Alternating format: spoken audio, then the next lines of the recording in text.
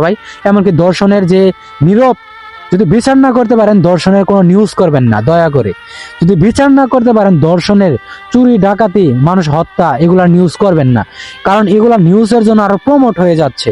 দিন দিন কিন্তু আরো মানুষ এগুলা দর্শনের জন্য অনুপ্রাণিত হচ্ছে।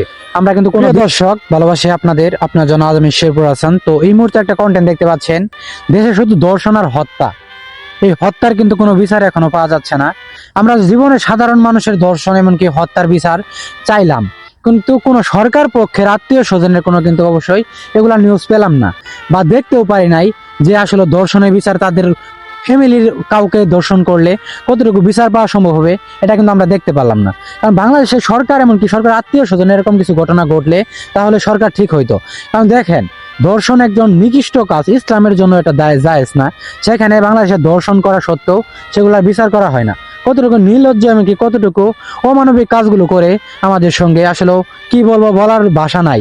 কারণ আপনারা দেখেন, সোশ্যাল মিডিয়াতে ঢুকলে কিন্তু দেখতে পারি ধর্ষণ হত্যা, এগুলো আর কত দেখবো আমরা আমরা দেখতে দেখতে অভ্যস্ত হয়ে যাচ্ছি।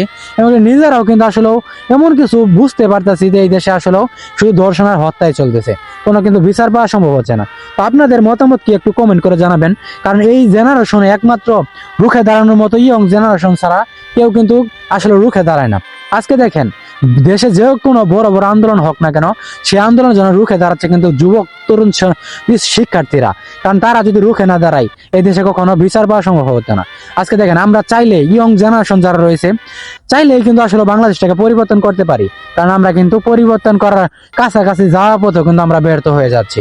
কারণ কি জন্য, সোশ্যাল মিডিয়াতে এমন কোনো দিন নাই আমরা এগুলা ধর্ষণের আসলেও নিউজ পাই না, এগুলা হত্যার নিউজ পাই না। আপনি কি বলতে পারবেন যে এমন কোনো দিন নাই যে সোশ্যাল মিডিয়াতে ঢুকলে ধর্ষণ হত্যা তারপর চুরি ডাকাতি এগুলাকে আমরা নিউজ পাই না? অবশ্যই কিন্তু প্রতিদিনই পাই। কারণ এগুলো নিয়ে প্রতিদিন আন্দোলন প্রতিবাদ করলেও কিন্তু কাজ হচ্ছে না।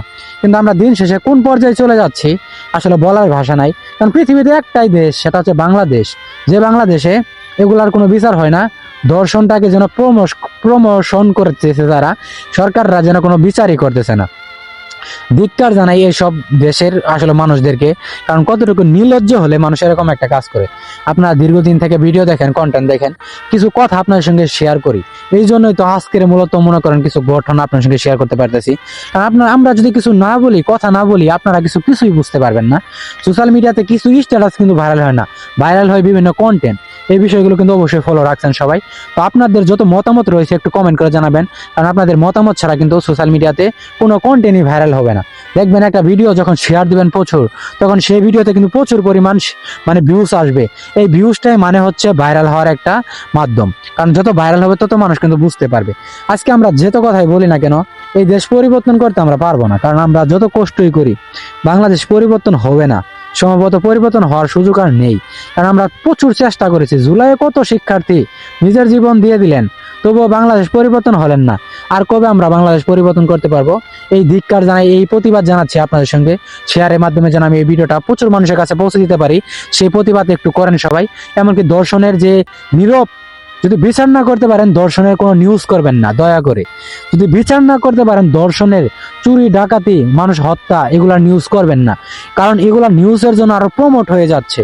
দিন দিন কিন্তু আরো মানুষ এগুলা দর্শনের জন্য অনুপ্রাণিত হচ্ছে। আমরা কিন্তু কোনো বিচার করতে পারি না, শুধু শুধু নিউজ করে আমরা আর অনুপ্রেরণা বানাতে চাই না। দেখেন, আজকে সন্ত্রাসীরা একটা সময় ভয় পাইতো, এখন কিন্তু কোনো ভয় নাই। কারণ নির্ভয়ে তারা কাজ করতেছে। আগে আগে কি ভয় পাইতো না? অবশ্যই কিন্তু পাইতো। নির্ভয়ে কাজ করতেছে। আমরা তাদেরকে কিভাবে থামাবো, আমরা কিভাবে তাদেরকে ভালো বলবো, কিভাবে তাদেরকে ভালো রাখবো, এরকম কাজ কিন্তু আমরা করতে পারতেছি না বাংলাদেশে এখন পর্যন্ত। তো ভিডিওটা প্রচুর শেয়ার দিবেন, সবাই যেন দেখতে পারে। তো ভালো থাকবেন, সুস্থ থাকবেন, দেখা হবে নতুন কোনো ভিডিওতে। আজকের মতো এখানে বিদায়, আল্লাহ হাফেজ।